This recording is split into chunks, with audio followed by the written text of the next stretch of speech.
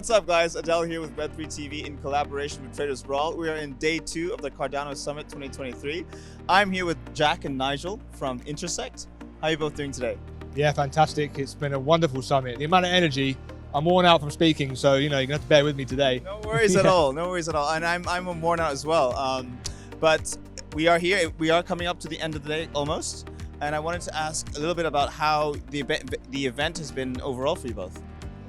Yeah, I'll quickly start and I'll hand to Nigel. I think the event for me has been just phenomenal. I think it's been a bigger event than last year, in the summit last year. So that shows something, particularly in this market, that people are coming here to build. They see optimism in the future. And I'm really excited about next year. I think next year's going to be fantastic for the stuff that we're doing in Intersect with governance coming and all of the off-chain stuff. So yeah, I can't wait. Yeah. Thanks, Jack. Once again, I think it's been absolutely phenomenal. I really appreciate the efforts from Cardano Foundation to putting this event on. It's just a magnificent environment. And boy, have I learned something, right? We've been here, we've been talking to a lot of people. We've been learning a lot as we try to kind of establish our business and get growth. And I've really understood a lot more about what people do. So for me, an event like this is the most important one in the calendar, because it's a rally point for people to come to, tell us what they're up to, and help us intersect, right? And that's what it's no about. pun intended. Yeah, no pun intended. So Intersect is a hub for Cardano. We set this up, we've been going about 3 months now, and it really is the hub of governance. It enables members to join us, and now we're upwards of 750 members to be able to participate in governance. And this is what the last age of Cardano's development is all about. Voltaire, the age of governance is for actually everybody in our ecosystem to have a chance to participate, to vote, and to understand how governance works, and basically shape the future of Cardano.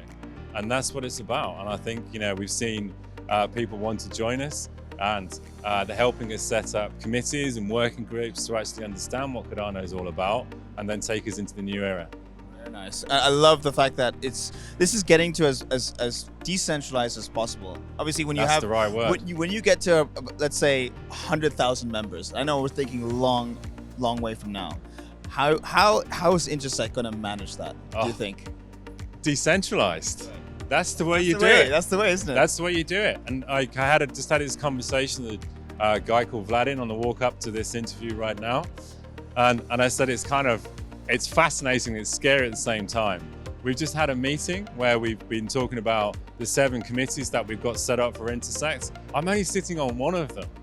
So I was sitting in that meeting learning what the other committees are doing. And that's quite frightening. If you're kind of trying to operate a company and run a company, you have to decentralize. And that means trusting others in the community to take the steps forward and to do some great design work and actually implement things. And that is the essence of Intersect all the way through. It's about decentralization. And it's about saying, okay, if we do scale to kind of members at that level, what we're going to do? Well, we'll ask the community for help, right? We'll say, how would you solve this problem? And through that, we end up not only being more decentralized, we end up with a decentralized solution. Interesting.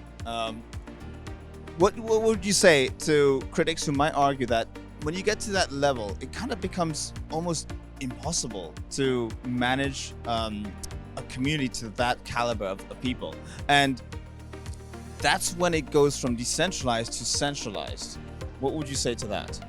I mean, I don't see that. Particularly with this community, we've seen it time and time again since Cardano was launched really in 2017. We're seeing the complete difference with how this community operates. And I just don't get any evidence of that.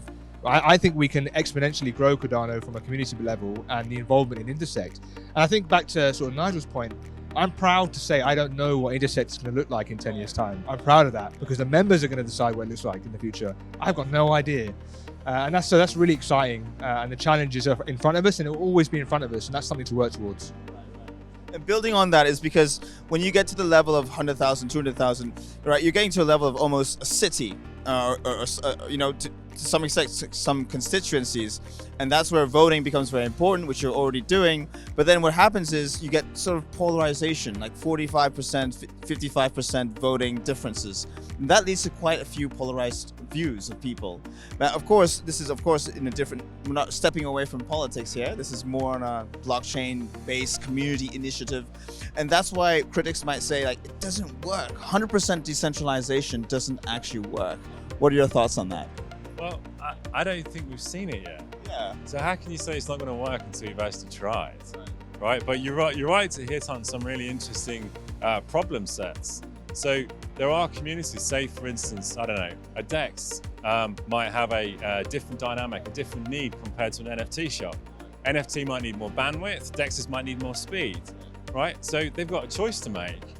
But you know, how do those different communities want to represent themselves to be able to vote on what the next future of Cardano is going to look like? Now that will be a really interesting dynamic. And I'm going to be interested to see how that unfolds. Yeah? I'm really excited about what you're doing, and it's great. This is the most decentralized it can get. Voting is such a good way of getting everyone's voice and inputs together in one place. And yeah, there may be some people disappointed because you may not get what you voted for, but that's the essence of democracy, end of the day.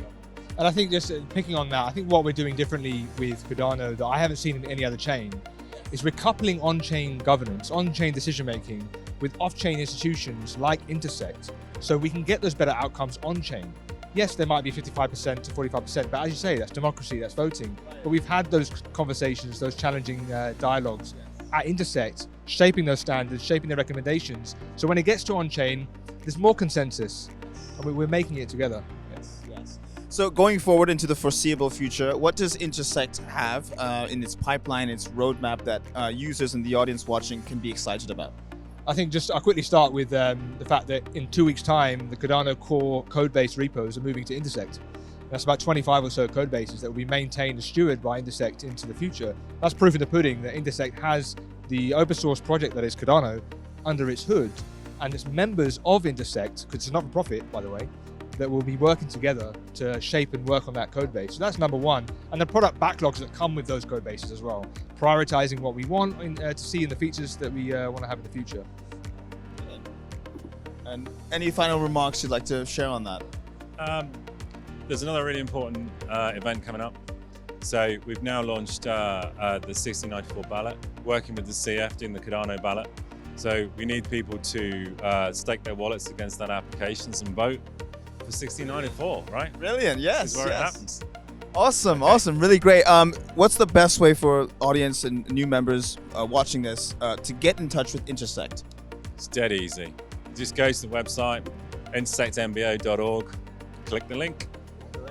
You heard it from Nigel and Jack. Thank you so much for your time. It's such an insightful interview. We talked decentralization. We talked about the governance that you guys manage. So I can't wait to. I'm going to be following this space very closely from my own perspective, and looking forward to it. Yeah. Thank you. So thank you. Thank for your you. time. Thank you very much. Thanks. Thank you so much for watching. This is Traders Brawl with Web3 TV. Thank you for following us, and we'll see you next time. Cheers.